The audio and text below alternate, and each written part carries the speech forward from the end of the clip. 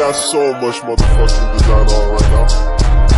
Bring it down, bring it back, make it clap. I got 3 old guys on the block, bitches on my line, and you know.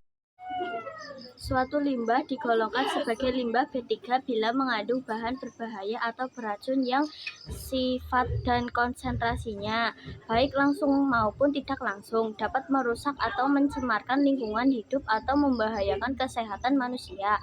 Yang termasuk limbah B3 antara lain adalah bahan baku yang berbahaya dan beracun yang tidak digunakan lagi karena rusak, sisa kemasan, tumpahan, sisa proses, dan oli bekas kapal yang memerlukan penanganan dan pengolahan khusus.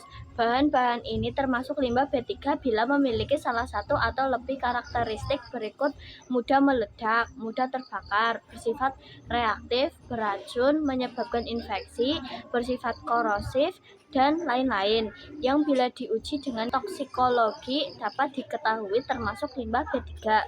Pengertian perairan laut secara sederhana. Perairan laut dapat diartikan sebagai bagian bumi yang ditutupi air dengan kadar garam tinggi. Perairan laut meliputi telur, selat, dan samudra. Indonesia merupakan negara kepulauan terbesar di dunia karena memiliki luas laut dan jumlah pulau yang besar. Panjang pantai Indonesia mencapai 95 sampai 181 km dan luas wilayah perairan lautnya sebesar 5,8 juta km. Potensi tersebut menempatkan Indonesia sebagai negara yang dikarunia sumber daya perairan laut yang besar, termasuk kekayaan keanekaragaman hayati dan norma hayati laut terbesar. Laut teritorial adalah bagian laut selebar 2 mili laut di ukuran dan garis dasar kepulauan ke arah laut.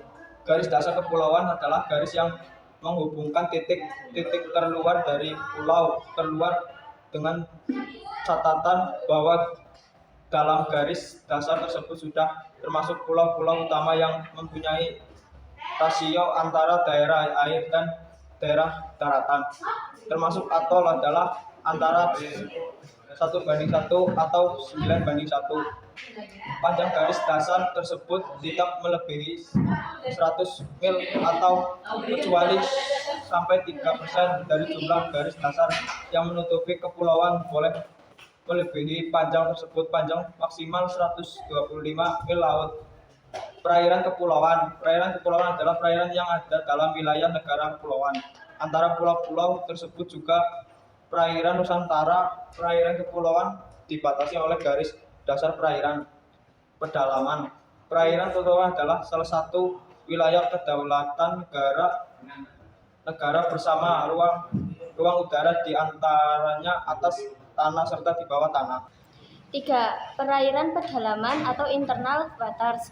Perairan pedalaman adalah perairan yang ditutup oleh garis dasar penutup teluk, muara, pelabuhan, dan garis-garis dasar yang menutup lekukan di pantai sampai 100 mil laut dan maksimum 125 mil laut.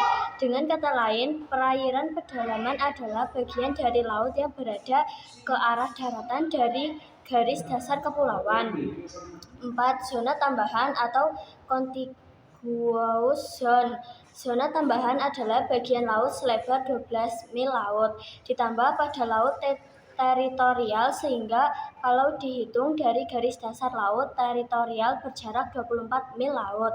Dalam zona tambahan ini, negara mempunyai kewenangan tertentu yang terkait dengan pasal 23 UNCLOS 1982, yakni pencegahan pelanggaran keimigrasian, bea cukai, fiskal, dan karantina hewan dan tanaman, menindak pelaku pelanggaran terhadap peraturan tersebut di atas.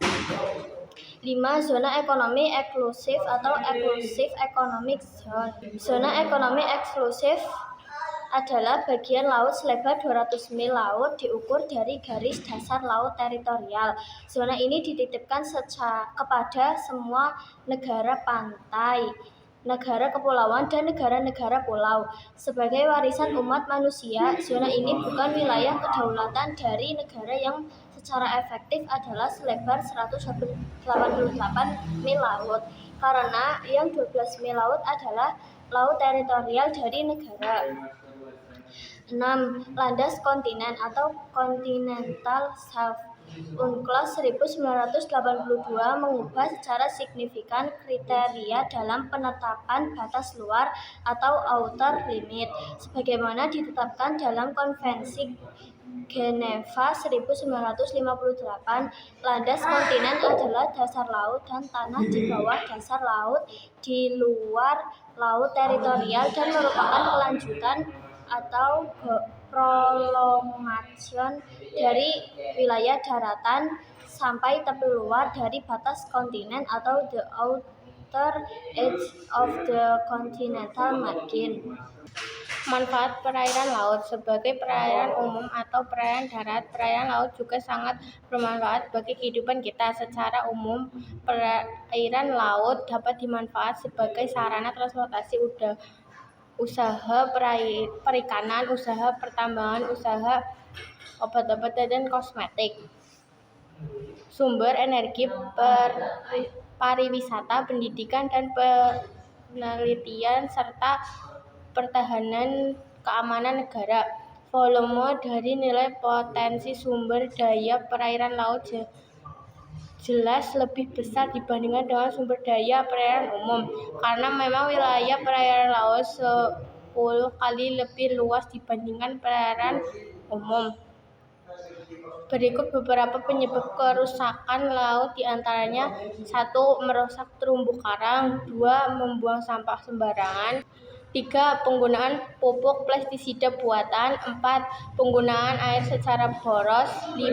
Penggunaan pasir dan pembangunan pemukiman, 6. Pembuangan racun sianida dan bahan peledak saat menangkap ikan, 7. Penggundulan hutan.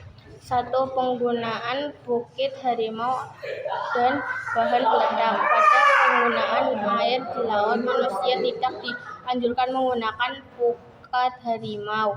Menggunakan alat ini bisa menyebabkan ikan yang masih kecil ikut tertangkap, ataupun penggunaan bahan peledak, racun, dan strum listrik bisa menyebabkan pencemaran dan kematian telur serta ikan yang masih kecil. Oleh karena itu, seseorang dilarang menggunakan pukat harimau dan bahan peledak untuk menangkap ikan. 2. Pembuangan limbah ke laut. Mencemarkan laut bisa disebabkan karena pembuangan limbah dan sampah, baik secara padat maupun cair dengan jumlah besar ke laut, dilakukan dengan sengaja. Hal tersebut mampu menyebabkan pencemaran air dan perusakan biota laut.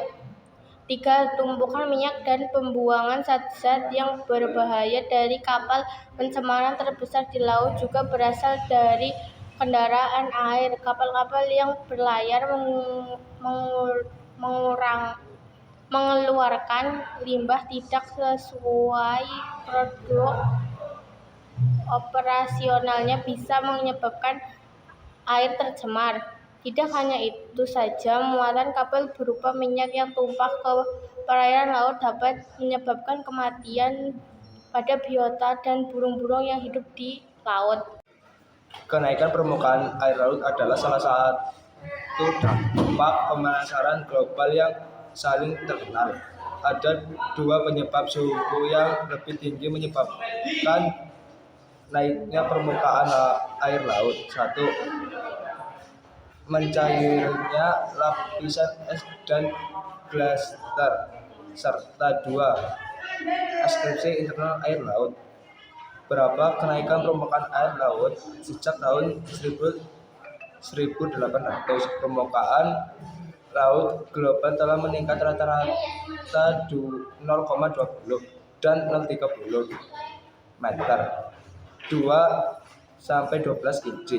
Selama 3 tahun sebelumnya, para ilmuwan memperkirakan bahwa permukaan air laut hampir konstan dengan laju kenaikan hanya 0,1 hingga 0,2 meter per tahun. Kenaikan permukaan air laut akibat mencairnya lapisan es dan glaster terdapat antara 24 dan 30 juta kaum kubik es di darat. Sekitar 90% es ini berada di Antartika, sebagian besar misalnya berada di Greenland dan sebagian kecilnya tersimpan di glaster pegunungan di tempat lain. Ketika suhu global meningkat, sebagian yang mengalir ke laut. Secara bertahap kenaikan permukaan laut datang tubuh seiring musim. Namun, pemanasan global secara keseluruhan mulai mengganggu keseimbangan ini. Pencairan salju telah menjadi lebih cepat daripada jumlah salju yang turun, dan hilangnya es paling besar terjadi di glaster pegunungan di garis lintang tengah dan daerah tropis, serta dilapisi Greenland. Lapisan es ketika tampaknya di lalu pegunungan terganggu, namun dapat bukti bahwa laju air es menuju laut telah meningkat. Kenaikan permukaan air laut disebabkan oleh ekspansi thermal air, sama seperti bagiannya besar bahan menuai saat dipanaskan. Air juga menuai saat memanas akibat perubahan iklim. Ekspansi thermal air berapa dalam kenaikan permukaan laut secara bertahap menyerap sebagian besar panas tambahan akibat perubahan iklim. Kenaikan suhu ini pada awalnya kemungkinan cukup kecil, namun volume air yang terkena dampak sangat besar. Misalnya 1 liter air awalnya bersuhu 20 derajat Celcius dipanaskan hingga 21 derajat Celcius. Air akan memuai sebesar 0,021% atau lihat tabel volume dan suhu. Volumenya akan meningkat sebesar 0,21 ml. Peningkatan kecil ini tampaknya sepele, namun lautan mengandung sekitar 1.400.000 km3 air. Bahkan peningkatan kecil saja akan menghasilkan peningkatan volume yang sangat besar, dan karenanya menyebabkan kenaikan permukaan air laut secara signifikan. Lapisan permukaan laut mengandung sekitar 5.000 km persegi air dari memiliki suhu kisaran dari titik beku di dekat kutub hingga sekitar 30 derajat Celcius di lapisan tropis.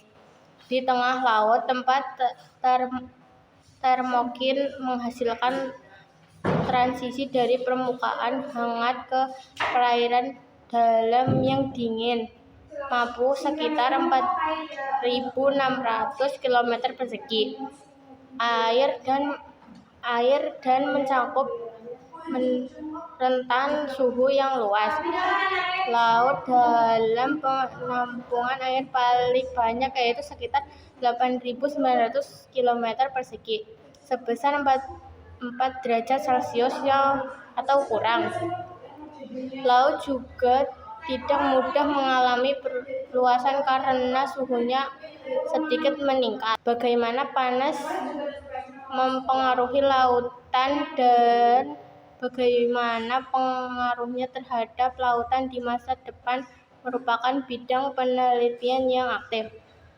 Model supporter mengenai perubahan iklim memperkirakan bahwa ekspansi thermal air laut akan memainkan peran yang sama besarnya atau bahkan mungkin lebih dibandingkan lapisan air lelehan dalam penaikan permukaan air dalam beberapa dekade dan abad mendatang.